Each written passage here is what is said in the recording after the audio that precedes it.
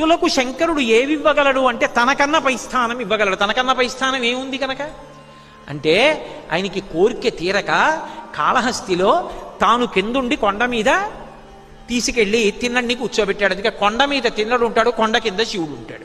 ఉరే నేను కింద ఉంటాను, నువ్వు పైన ఉండరా అన్నాడు.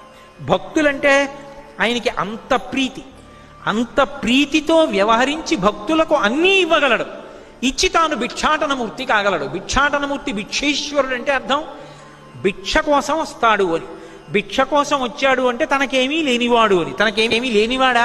అందరికీ అన్నీ ఇచ్చేశాడు కాబట్టి తనకేం లేనివాడని కాదు. ఉరే నీకు అన్నీ ఇచ్చాను, అన్నీ ఇచ్చానని అనుభవిస్తూ ఉండిపోవడం కాదు. నీ బుర్రలో నాకు చోటు తరించిపోతావు, మళ్ళీ పుట్టవలసిన అవసరం ఉండదు. నీ బుద్ధిని నా చేతి కపాలంలో భిక్షగా పెట్టరా అని భిక్షాటనమూర్తి మన ఇంటి ముందుకొచ్చి నిలబడతాడు మహానుభావుడు ఉదారు.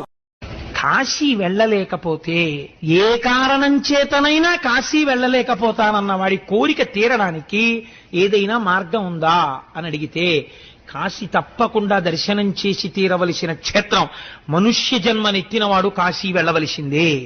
ఒకవేళ ఏ కారణం చేతనైనా కాశీ వెళ్ళకపోతే ఏం చెయ్యాలి అంటే శాస్త్రం అంది 5 కాశీలున్నాయి. ఈ 5 కాశీలలో కనీసం ఏదో ఒక కాశీకి వెళ్ళాలి. ఒకటి కాశీ ఉన్నటువంటి వారణాసి, 2 కేదారము కేదార క్షేత్రానికి వెళ్ళాలి, 3 శ్రీశైలము, 4 శ్రీకాళహస్తి, 5 పట్టిసము. మనం ఆ పట్టిసం అన్న తీర్థం మనకి దగ్గరలోనే ఉంది. అక్కడ వీరభద్రుడు దక్షయజ్ఞ ధ్వంసం చేసేసిన తరువాత దేవతలందరినీ తెగటార్చినటువంటి నెత్తుటితో కూడిన ఖడ్గాన్ని ఆ పట్టిసం దగ్గర ఉన్నటువంటి నదిలో బొట్టు గురించి వెంటనే చెప్పేస్తున్నారు. ఎంత గొప్ప మాట వాడారంటే వసిన్యాది దేవతలు ముఖచంద్ర కళంకాభం మృగనాభి విశేషక. అమ్మవారి బొట్టు దేనితో పెట్టుకుంటుంది అంటే మృగనాభితో పెట్టుకుంటుంది. మృగనాభి అంటే కస్తూరి. మృగనాభి అంటే కస్తూరి మృగం యొక్క బొడ్డు దగ్గర నుంచి ఆ కస్తూరి వస్తుంది.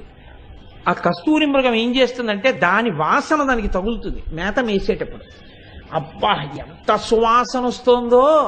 ఎక్కడిదో ఈ సువాసన అనేది అడివంతా పరిగెడుతుంది.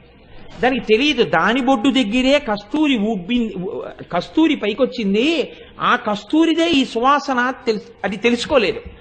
ఆ కస్తూరి మృగం యొక్క నాభి దగ్గర నుంచి ఊరినటువంటి ద్రవం